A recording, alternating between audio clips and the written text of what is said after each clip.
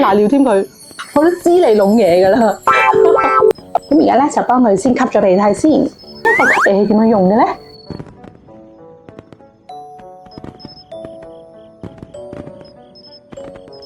？Hello，大家好，我係 Fanny。今日一齊拍片嘅呢一隻係豆包。Hello，豆包咧佢而家身體嘅狀況咧就唔係太健康嘅，所以咧我而家就慢慢幫佢調理緊啦。咁啊，跟住落嚟咧，大家朋友仔都一齊見證住睇下豆包會唔會有更好嘅轉變啦。今集咧就係要同豆包佢下佢嘅鼻涕啦，同埋咧處理下佢嘅眼啦，因為佢嘅眼咧係有少少感染嘅，而且都係不斷係咁流緊眼水啦。咁我都已經有幫佢洗眼啊，幫佢搽藥膏啊咁樣噶啦。豆包咧佢嘅甲殼呢度咧係磨損嚟㗎，所以咧朋友仔咧就唔好介意，唔好批評豆包啊，豆包。今日要幫豆包處理嘅架撐，我哋要用到呢一個吸鼻器啦。咁呢個吸鼻器咧，其實就係嗰啲小朋友嗰啲吸鼻涕嗰種吸鼻器嚟嘅啫。因為我自己而家有幾隻龜啦，咁所以咧佢哋嘅私人用品，我自己個人咧就係會每一隻龜都有自己一套嘅。咁呢一份咧就係豆包嘅，我貼咗佢嘅 label 啦。然之後咧，仲有今日要用到嘅眼膏啦，同埋棉花棒啦。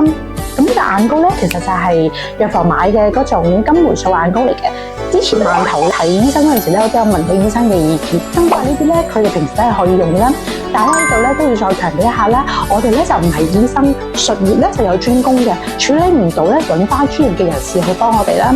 啲比較輕強嘅咧，平時幫佢哋做一啲簡單嘅處理啦。比較嚴重嘅話咧，咁係建議朋友仔去揾翻專業嘅醫生去幫自己嘅龜去作一個處理啦。跟住咧，呢一個就係吸咗生理鹽水嘅棉花球。棉花球用嚟有咩用嘅咧？就係用嚟幫佢洗眼先啦。咁我自己個人嘅做法咧，就係會先幫佢哋洗咗眼先，洗乾淨咗嗰啲粉塵啊或者污糟嘅嘢啦。然之後咧，再幫佢搽藥膏咁樣嘅。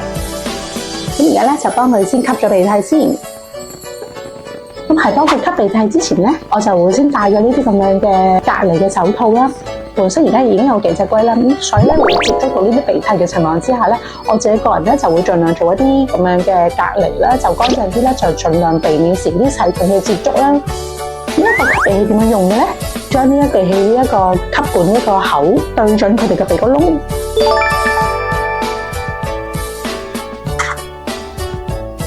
就一下一下咁樣吸。而家吸咗佢一邊啦，而家入邊咧就係有啲佢嘅鼻涕啦。繼續，嚟豆包加油啊！繼續咧咁樣咧，將呢一個吸管呢個口吸實佢哋鼻個窿，然之後咧就一下一下咁樣啦。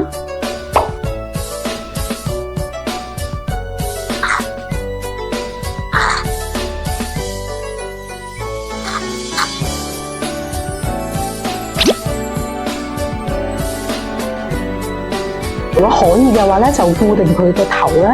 但係因為豆包咧，佢啱啱翻嚟冇幾多日咧，所以佢嘅警惕咧係好大嘅，佢就唔係好俾我接觸佢。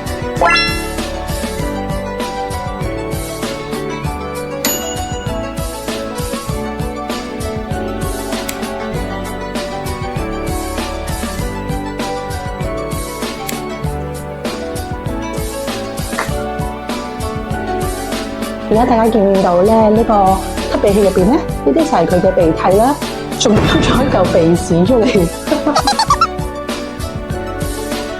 再繼續吸下睇，仲有冇鼻涕先？好啦，吸咗幾下之後都冇啦，咁佢嘅鼻涕應該就吸乾淨咗，暫時吸乾淨咗啦。其實佢都唔少啊，都吸咗幾多出嚟嘅。但係咧，佢吸咗出嚟嘅話咧，佢哋相對嚟講咧就會舒服好多啦。跟住落嚟咧，就幫佢搽眼啦。其實豆包咧好輕嘅，你睇我咁樣單手都可以戚起佢。好啦，加油啦！而家咧就同佢搽眼膏啦。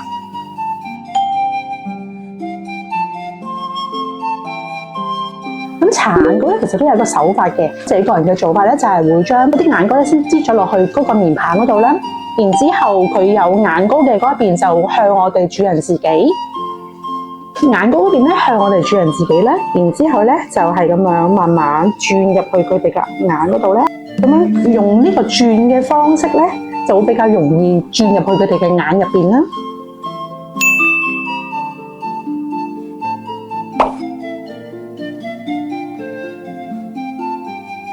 你喺轉嘅同時咧，佢嘅眼膏咧轉入去佢嘅眼入邊咧，同時咧仲會帶咗佢入邊嘅粉塵同埋佢入邊嗰啲污糟嘢咧，都會捲咗少少出嚟嘅。而家咧換另外一支，再搽埋另外一邊眼，一樣咧都係咁樣慢慢去轉入去佢嘅眼入邊啦。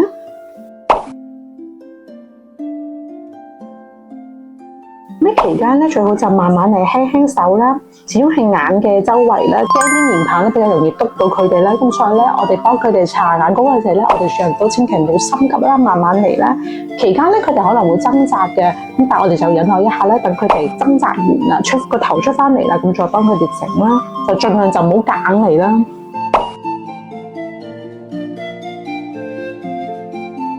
而家咧就幫佢搽晒兩邊嘅眼啦。好啦，咁今日要幫豆包處理嘅嘢咧就完成咗啦。豆包咧係佢而家個名，就係我幫佢新改嘅。咁大家朋友仔可以見到啦，而家咧佢嘅鼻嗰度咧就幫佢洗乾淨咗啦，同埋吸乾淨咗佢嘅鼻涕啦。然之後眼咧就幫佢洗咗啦，已經搽咗眼膏啦。瀨尿添佢，哇！俾咗我一身尿添，好彩我着咗呢啲咁嘅防水圍裙啫，我都知你弄嘢噶啦。呢度咧都要溫馨提示一下大家朋友仔啦，我哋主人咧平時可以幫佢哋做一啲簡單嘅護理啦，但我哋因為專業嘅醫生啦，輕強嘅我哋可以自己去幫佢哋處理啦，嚴重嘅話咧都係盡快要揾翻專業嘅醫生去做呢個處理啦。始終咧術業有專攻啊嘛，所以咧為咗寵物嘅健康着想，發覺有咩搞唔掂嘅話咧，都係盡快去睇醫生係比較好啦。無論我哋養任何嘅陸龜品種都好啦，養之前咧都係停一停，諗一諗，量力而為去養啦。希望所有嘅龜都可以得到妥善嘅照顧啦。好啦，咁我哋今集嘅分享咧就係咁多先啦，我哋下條片再見啦，拜拜。